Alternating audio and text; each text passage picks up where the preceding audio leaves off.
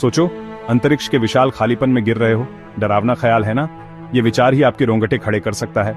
अंतरिक्ष का यह अनंत विस्तार, जहां कोई भी दिशा सही नहीं लगती और हर तरफ सिर्फ अंधेरा ही अंधेरा है। ना कोई जमीन पकड़ने के लिए, ना सांस लेने के लिए हवा, बस तुम और अनंत अंधेरा। ये एक ऐसा अनुभव है जो शायद ही कोई इंसान सह सके। लेकिन क्या आपने कभी सोचा है कि इस स्थिति में वास्तव में क्या होगा? फिर भी ये एक दिलचस्प कॉन्सेप्ट है जो ह्यूमन बॉडी की रेजिलियंस और प्रोटेक्टिव गियर की इंपॉर्टेंस के बारे में बहुत कुछ बताता है। अंतरिक्ष में गिरने का विचार हमें यह सोचने पर मजबूर करता है कि हमारे शरीर और हमारे द्वारा पहने जाने वाले उपकरण कितने मजबूत हैं। अगर आप इस कॉस्मिक अबिस में गिर गए तो असल में क्या होगा? क्या आप तुरंत मर जाएंगे या कुछ और होगा? ये सवाल हमें अंतरिक्ष के कठोर वातावरण के बारे में और जानने के लिए प्रेरित करता है। क्या आप फिल्मों की तरह फट जाएंगे? यह एक आम धारणा है, लेकिन सच्चाई इससे कहीं अधिक जटिल है। अंतरिक्ष में शरीर के साथ क्या होता है, यह जानना बहुत ही रोचक है। क्या आप तुरंत जम जाएंगे? अंतरिक्ष का तापमान बेहद ठंडा होता है, लेकिन क्या यह इतना ठंडा है कि आप तुरंत बर्फ में बदल जाएं? यह जानना महत्वपूर्ण है कि अंतरिक्ष में तापमान और दबाव का हमारे शरीर पर क्या प्रभाव पड़ता है। असलियत हमेशा की तरह थोड़ी और कॉम्प्लेक्स है और शायद और भी इंटरेस्टिंग। अंतरिक्ष में गिरने का अनुभव हमारे शरीर के लिए एक अनोखा परीक्षण है और यह हमें हमारे अस्तित्व के बारे में बहुत कुछ सिखा सकता है। चलो वॉइड में एक सफर करते हैं और एक्सप्लोर करते हैं कि ह्यूमन बॉडी के साथ क्या होता है जब वह स्पेस के अनफॉरगिविंग एनवायरनमेंट के संपर्क में आता है। यह यात्रा हमें अंतरिक्ष के रहस्यों को समझने में मदद करेगी और यह जानने में कि हम इस अनंत अंधकार में कैसे जीवित रह सकते हैं। सबसे पहली चीज जो आप नोटिस करेंगे वो है हवा की कमी। स्पेस में सांस लेने के लिए ऑक्सीजन नहीं है। आपके फेफड़े, जो इस जीवनदायिनी गैस की कांस्टेंट सप्लाई के आदी हैं, खुद को पूरी तरह से खाली पाएंगे। आप एक्सप्लोड नहीं होंगे, लेकिन आप जल्दी ही बेहोश हो जाएंगे। ऑक्सीजन के बिना आपका दिमाग 15 सेकंड्स के अंदर बंद हो जाएगा। ये आपकी सांस रोकने की क्षमता से भी तेज है।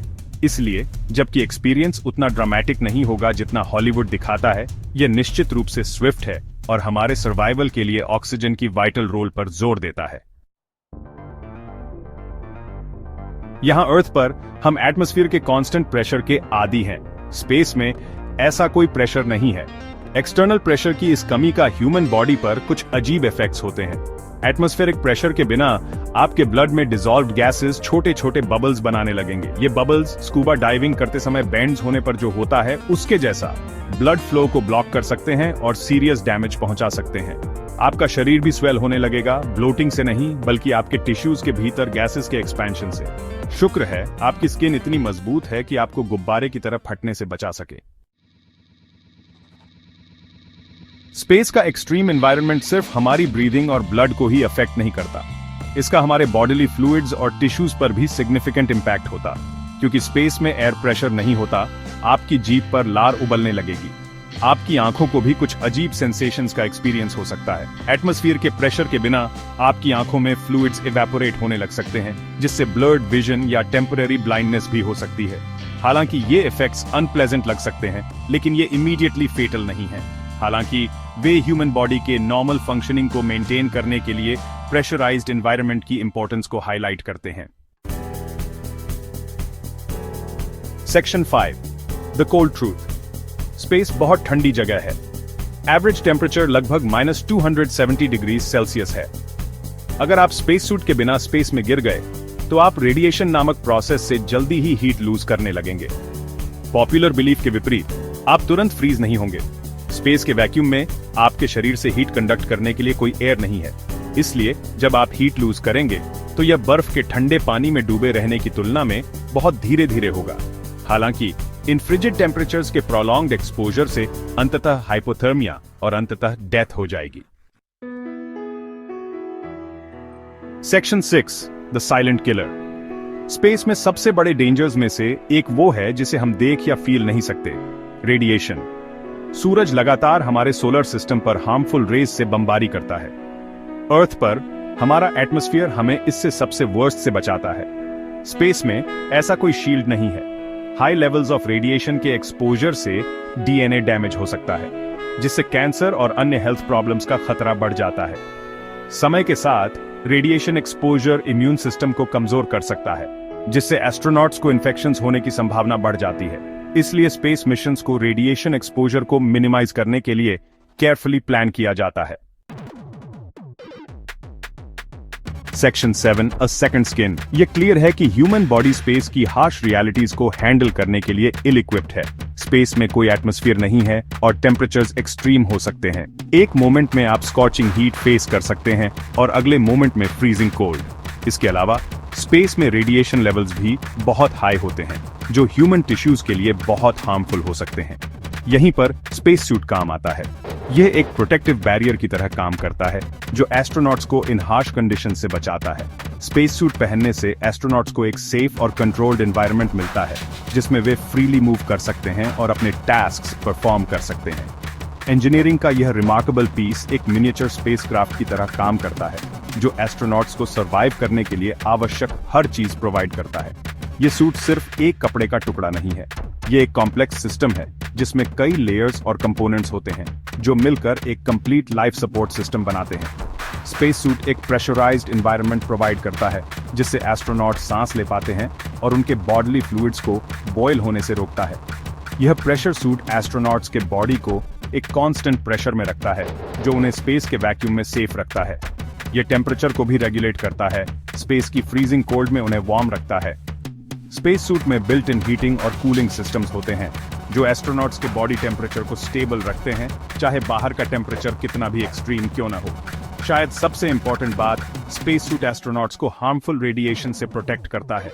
स्पेस में कॉस्मिक रेज और सोलर रेडिएशन का एक्सपोजर बहुत हाई होता है, जो लॉन्ग टर्म हेल्थ रिस्क पैदा कर सकता है।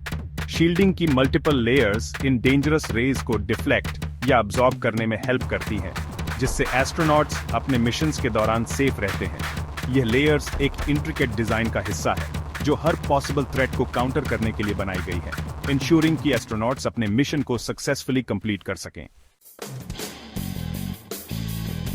Section 8 time and survival.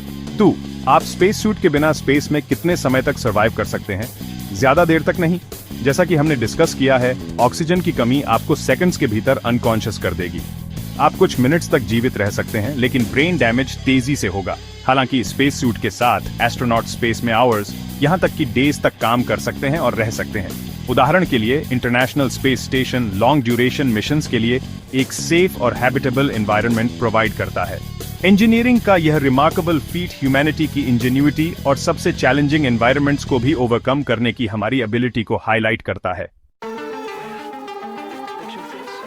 Section 9 respecting the void.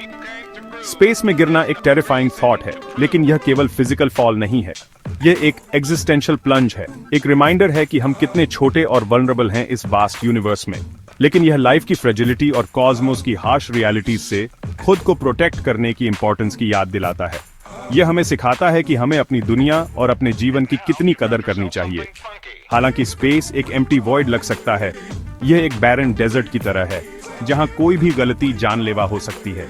यह एक ऐसी जगह है जहां रिसोर्सेज की कमी है और सर्वाइवल के लिए हर कदम सोच समझकर उठाना पड़ता है।